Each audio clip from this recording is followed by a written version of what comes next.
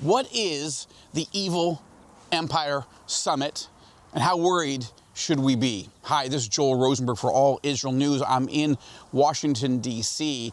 I'm here in the United States on this 2-month trip, in part to talk about what God is doing in Israel and the Middle East, what the war is looking like in Israel and the Middle East, Gaza, Lebanon. Is the ceasefire going to be extended? Are we going back to war in Israel? So that's been a big part of what I've been doing, speaking on behalf of the Joshua Fund all over the country. But now, this week, of course, I'm traveling, speaking for the book tour for the Beijing betrayal, and I'm very encouraged that the Beijing betrayal is now the #1 terrorism thriller and the #1 military thriller in the United States. But the timing is really interesting because this Evil Empire Summit, and no, that's not the official name of it, that's my designation. This is the gathering of senior leaders from 3 of the most dangerous countries on the planet: Communist China, Russia under Tsar Putin, and the radical Islamist terror regime in Tehran, the Islamic Republic of Iran. These are the 3 most dangerous countries in the world. Obviously, North Korea is dangerous too. Let's call them number 4. But the leaders of the top 3, China, Russia, Iran, gathering this weekend in Beijing. Why? They are sharpening up their alliance against the United States. They see President Trump as a serious complicator of their plans to advance evil all over the world, whether it's in Europe through the Russians, the Middle East through Iran, or the Pacific, Taiwan, and elsewhere through Communist China. And they were all expecting, in many ways, they were expecting Kamala Harris to win the presidency, and they saw her, like they saw former President Joe Biden, as snowflakes, as weak leaders, without a backbone, without a spine, without a vision of American strength and leadership, and snowflakes that would melt in the heat. So the Chinese, the Russians, and the Iranians are really trying to figure out what to do now that President Trump is back on the scene, and he's not taking any crap from this Evil Empire alliance, okay? We're not going to let it happen. We're not going to let the Russians devour Ukraine. If I have to knock Vladimir Zelensky around a little bit to get him to realize that he doesn't have good cards, we have the cards, he doesn't have the cards, he's gambling with World War III, then I'll do it. President Trump gets a lot of credit. He has a vision for advancing American peace, security, and prosperity, and that starts with strengthening our alliances in Europe, in the Middle East, and in Asia, as well as, of course, Latin America and so forth. But President Trump is dealing with serious crises all over the world. And he genuinely believes, President Trump genuinely believes that these 3 countries that are holding this summit in Beijing are the countries that are most likely to drive the world into World War III. President Trump was raised and he was shaped by the Cold War. He remembers the Cuban Missile Crisis of 1962 and how close the United States and the Soviet Union came to firing full-on nuclear missiles at each other. He remembers when Communist China went nuclear. He believes that Iran is dangerously close. I mean, weeks away, if they were to make that decision, to building. At this point, they have enough enriched uranium to build 6 nuclear warheads. All 3 of those countries are driving the world to the brink of World War III. And President Trump says, "I want to bring peace. I want to bring peace. I want to be known as a peacemaker." And I appreciate that. I think most Americans, those of us in our right minds, and certainly those of us in Israel and around the world, we also want peace. We don't want to surrender. We don't want peace at the cost of surrendering to the Chinese, the Russians, and the Iranians. But we do want peace. And this is going to be very, very difficult because this Evil Empire Summit, as I'm calling it, is designed to strengthen, to bolster, to sharpen the anti-American, anti-Western, anti-freedom alliance that the Russians, Chinese, and Iranians are building. The summit is particularly focused on how can China and Russia protect the Iranian regime, which is now facing a new maximum pressure economic sanctions campaign by the Trump administration, right? Trump comes back in office, and he's infuriated that President Biden and then Vice President Harris basically didn't enforce his maximum pressure economic sanctions against Iran.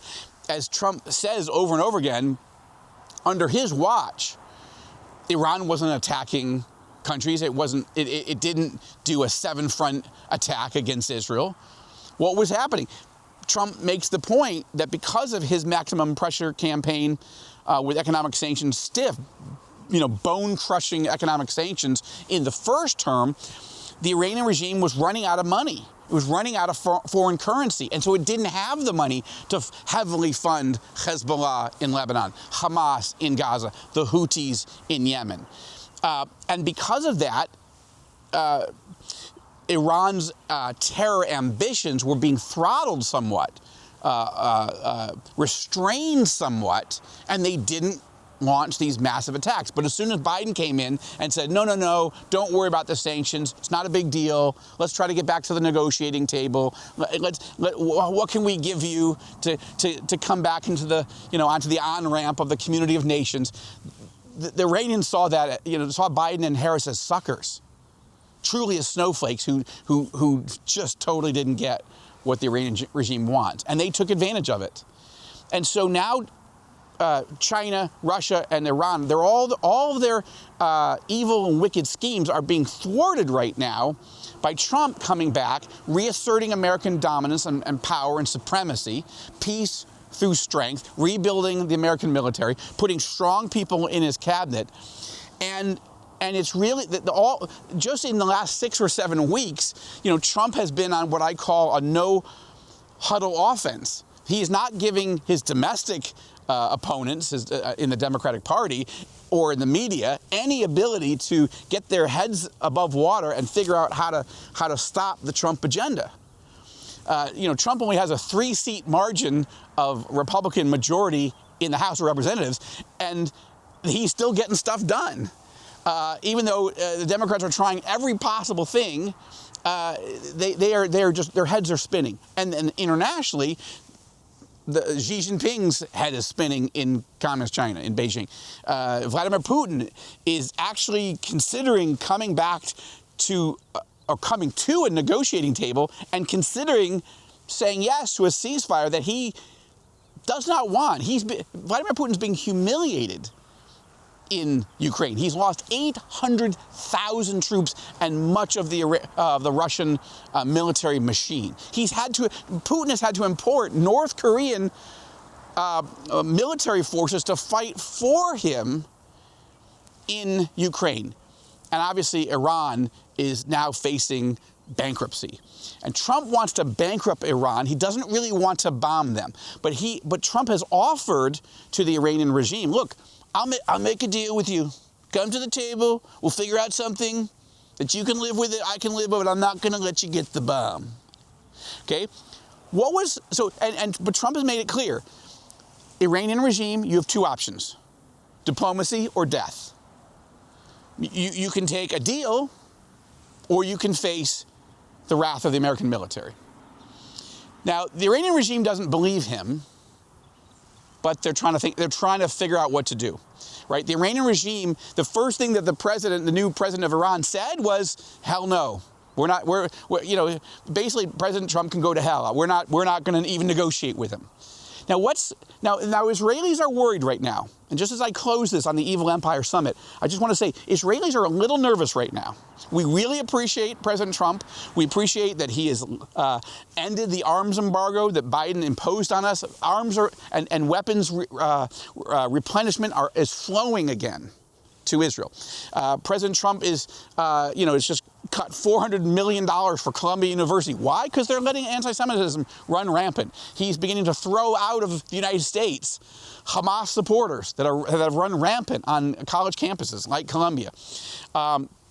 President Trump has appointed the first ever devout, outspoken evangelical Christian to be the U.S. ambassador to Israel, Mike Huckabee. Let's pray that his confirmation hearings, which happen on March 25th, go well, and that he's overwhelmingly confirmed. But in so many ways, including inviting Prime Minister Netanyahu to the White House as the first foreign leader to come to the White House, when Biden wouldn't even let Netanyahu come to the White House during a hot war. All of these things are sending a very strong signal to the Israeli people and to the region and to our enemies. President Trump is closing the gap. There is no daylight between the United States and Israel. That's good. But Israelis are a little worried by Trump offering a negotiated path to some sort of new deal, because we don't trust the Iranians, nor should we. But look, the Iranians have already rejected diplomacy. They've already rejected this. So this is setting up the possibility that Trump is just putting the Iranian regime in a cul-de-sac, in a corner, where, having rejected diplomacy, Trump has all the freedom in the world to use military force to take out Iran's nuclear sites if he feels that's his only way. Now, I can't tell you exactly how the next few days, weeks, and months are going to play out, but I can tell you that the Chinese, the Russians, and the Iranians are worried. The plan that they had, which was because they spend all their time reading the international and American legacy mainstream news media, they thought Harris was going to win. They did not believe there was any chance, not a snowball's chance in hell, that Donald Trump was coming back to power. And now they don't know what to do. And that's why they're huddled. That's why they're gathering, trying to come up with new strategies, in this case, to protect the Iranian regime once those economic sanctions begin to drive them toward bankruptcy.